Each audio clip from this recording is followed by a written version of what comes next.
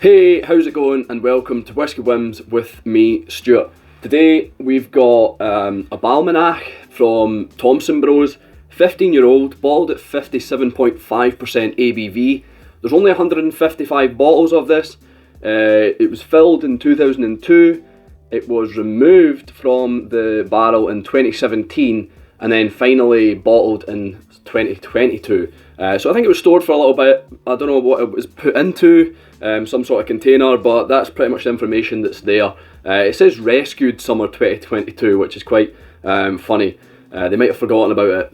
But anyway, refill barrel is the cask type. It's £75, or it was £75. I do love the label. If that's one thing I'm going to comment, if you can see that there. I think that's a really cool label. Quite old school. So Balmenach's owned by, I think it's Inverhouse Distillers or Inverhouse Group. They own the likes of Speyburn, they own Glenlivet, Balmenach and Old Palate. Balmenach, the majority of it goes to blends. It is a Speyside whisky. It's usually known for being quite waxy and oily, kind of similar to the Clenleash and Dalyuen profiles in a sense, like kind of old school whisky. So we'll see what this is like. We'll see if it's a Whisky Win or a Whisky Bin. So we'll get right down to the nose and the palate. Now, I will say one thing. I have researched this, or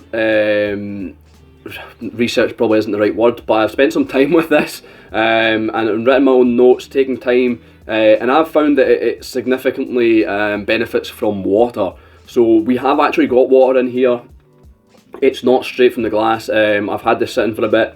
It needs a little bit of time because it can be restrained. So like I said, I have had water as I've explored it and went on. There's probably a good bit of, I wouldn't be able to tell you how many mil of water, but there's a good few drops of water in there just to tame it and bring it to a pleasant experience, or an experience that I enjoy.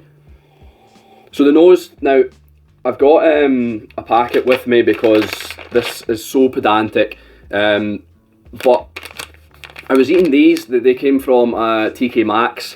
They're dried apricots with a green tea extract, and I was smelling it thinking, I know that scent, I know what that smells like, what is it? I feel like it's something I've smelled recently, and I had these like a couple of days ago, and I put a little hole in the packet so I can smell it. I mean, obviously this is a lot stronger, more potent, but there is that there, so I'm going to go with that dried apricot with green tea extracts. I thought it would be so pedantic and so specific, but yeah, that's what it's like. If you want to say green tea or apricots, whatever, but that's what I can smell. There's something a little herbal, a little earthy, kind of reminds me of rosemary. It reminds me of when my girlfriend does roast dinners. She uses duck fat or goose fat, I think it is, one or the other, to roast potatoes, and she uses rosemary alongside those, and that is exactly what I'm getting there. Kind of rosemary and that goose fat, kind of fat element, fatty, oily smell that you get from goose fat. It's quite a plain smell, if you like, or quite a subtle smell. It is a touch floral on the nose. Nothing that I can specifically say what flowers that would be. I'm not too clued up on my flowers, unfortunately, but it is a little floral. Maybe to tie in with the herbal element as well. We'll get down to the palate now.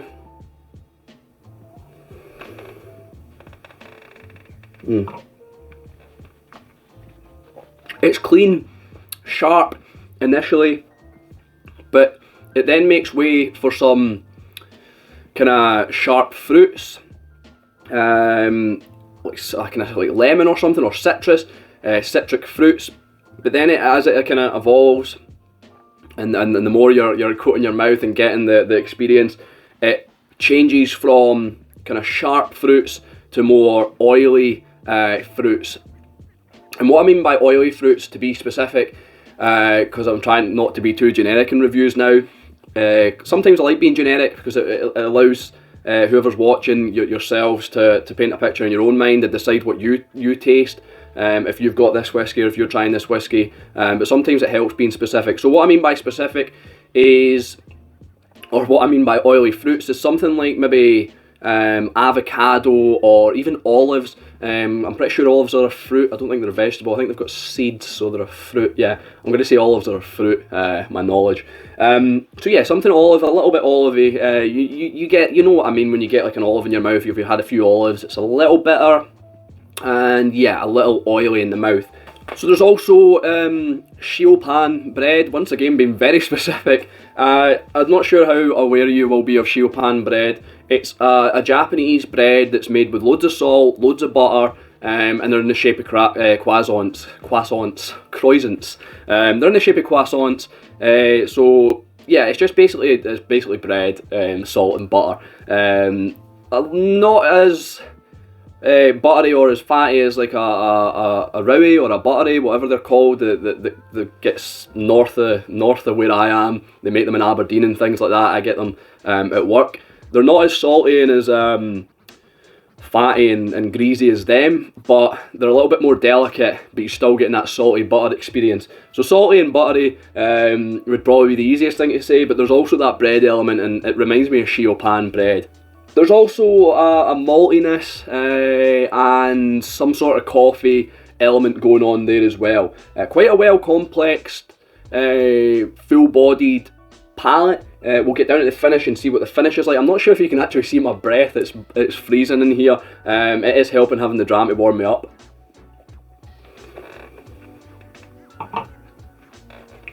It snowed last night and it's quite snowy outside. So the palate, prosciutto ham, the dried ham that you get. There's also more of a kind of bread element going along with the Shiopan and the palate that's coming through in the finish. There's blitzed pistachios that you'd use in maybe making a pistachio cake or pistachio cream or something like that in a food processor, getting all those pistachios in and blitzing them. That's what I'm tasting, and that's what I'm experiencing here.